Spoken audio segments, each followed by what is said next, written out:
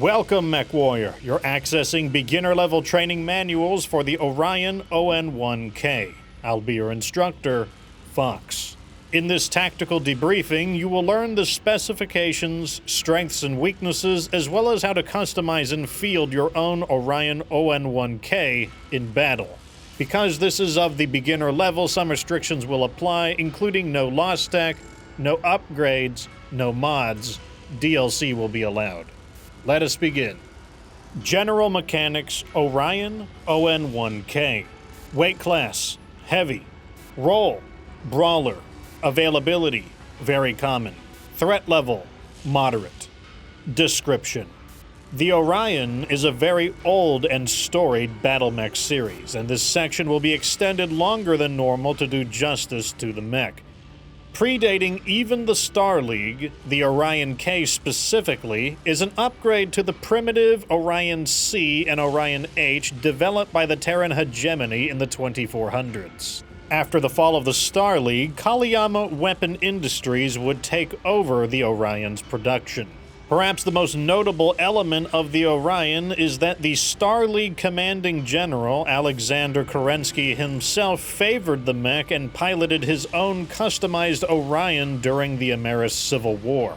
The stripped-down remains of Kerensky's Orion would ultimately be found, renovated, and given as a gift to the young Theodore Kurita, the Prince of the Draconis Combine, in 3018 as a graduation gift. And the young prince would repaint the Orion back into the original color scheme that Kerensky used. The Orion was designed by the Terran Hegemony to be its premier heavy mech of the time, capable of withstanding incredible damage and fighting at any range, and to this very day, the Orion has a highly respected reputation and is still capable of fighting at any range and withstanding incredible damage. Today, most Orions can be found within the Free Worlds League, as that is where Kawayama's factories are located. Specifications. Maximum weight, 75 tons. Minimum weight, 32.5 tons. This means 42.5 tons are available for customization. Top speeds, 64 kilometers forward, 43 kilometers reverse, standard engine. This is considered average speed by heavy mech standards. Armor. Stock armor is 464 units. This is 14.5 tons of standard armor. Maximum possible armor is 474 units. This is 14.81 tons. This mech could be considered extremely heavily armored. Weapons. AC-10, right torso.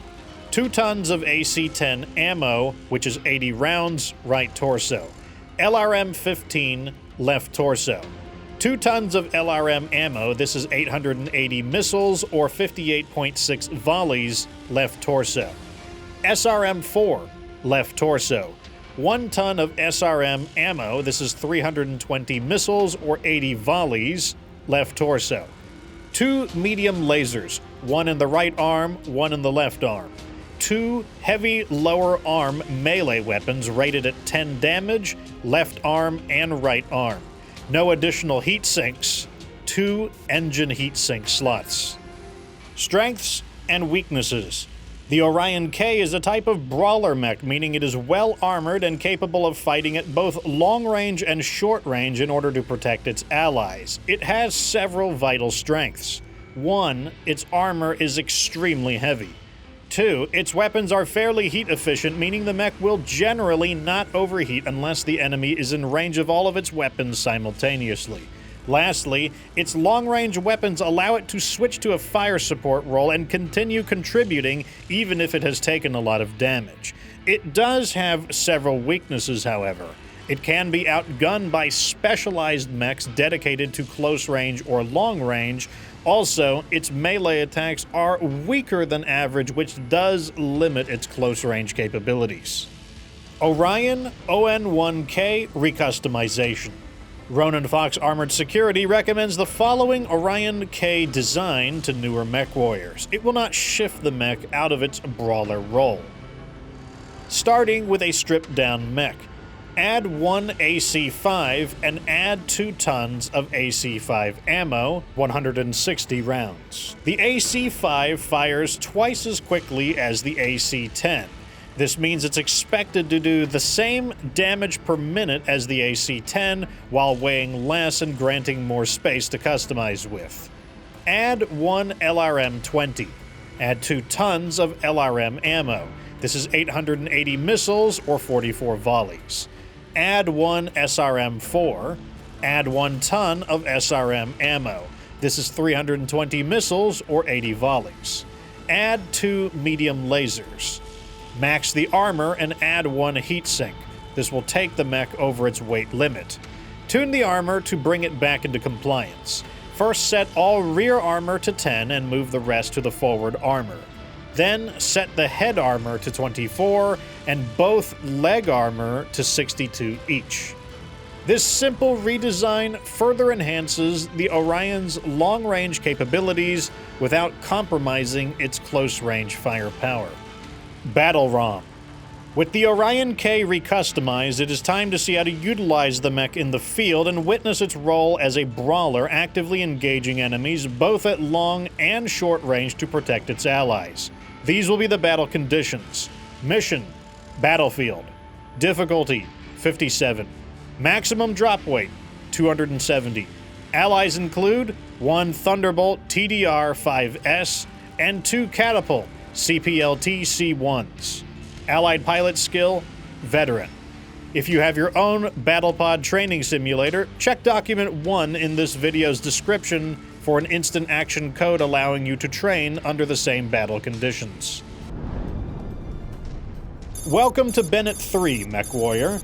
In 3049, the Federated Suns half of FedCom would probe the Draconis Combined's border to see how much it had rebuilt after the War of 3039. You will be seeing the perspective of Breaker Lance, one of Ronin Fox's heavy fire support lances under contract to aid the 5th Sword of Light to repel probes from the 7th Crucis Lancers. Specifically, you'll be seeing the perspective of its leader, Breaker 1. Breaker Lance begins by finding a location with free lines of fire and some limited cover before they are discovered by a scout probe including a Jenner and a Centurion. The Jenner's lack of range and light armor brings it down quickly due to the combined LRM barrage. However, the Centurion intelligently decides to wait within the ruined city for reinforcements. A quick response force redirects to Breaker Lance's location, including 2 Igor heavy gunships, a Griffin, and a Jenner. Note that Breaker 1 attempts to prioritize the turbine of the Igors, as destroying it will lead to a faster destruction of the craft. The Crucis Lancers launch their simultaneous attack, with Breaker 1 opting to engage the Griffin while the rest of the Lance deals with the Centurion. The Orion's withering bombardment rapidly depletes the armor of the Griffin. However, the Centurion is successful in closing into short range, jamming the LRMs of Breaker Lance's mostly LRM-based offense. Breaker 1 seamlessly switches from long-range to close-range tactics, even utilizing the melee attacks to dislodge the Centurion and bring down the Griffin. Meanwhile, the Jenner is largely taken down by the rest of Breaker Lance. A dropship then arrives, delivering their own Orion mech, as well as a dervish with armored support, including a dangerous partisan AC-5, which quickly becomes the primary target of Breaker 1. The attacking Lancers focus their fire on Breaker 1, who had been worn down from the earlier battle. Breaker 1 responds by taking cover and allowing the much fresher Breaker 2 to take point in the conflict. Thanks to the Brawler design of the Orion, it is still capable of providing a great deal of fire support even from behind cover. With the Orion destroyed, Breaker 1 immediately switches into close assault tactics against the Dervish to protect his lance, even with the damage the Orion had suffered earlier. This further illustrates the tactical flexibility of the brawling Orion, which can still overpower the Dervish by jamming its LRMs at close range. Finally, a rival LRM lance appears featuring 2 Locusts, a Crusader, and a Trebuchet. Missiles fly from both sides as this battle will be decided at range. Breaker Lance first engaged the pair of Locusts, each equipped with 2 LRM-5s to quickly silence them before turning their attention to the Crusader. Breaker 1 once again becomes the target of the enemy's attack, forcing him into cover as Breaker 2 begins to advance in a counterattack. After being the target of numerous mechs, the armor of Breaker 1's Orion finally begins to falter. However, the Crusader fares far worse as Breaker 3 and 4's hailstorm of LRMs wear it down.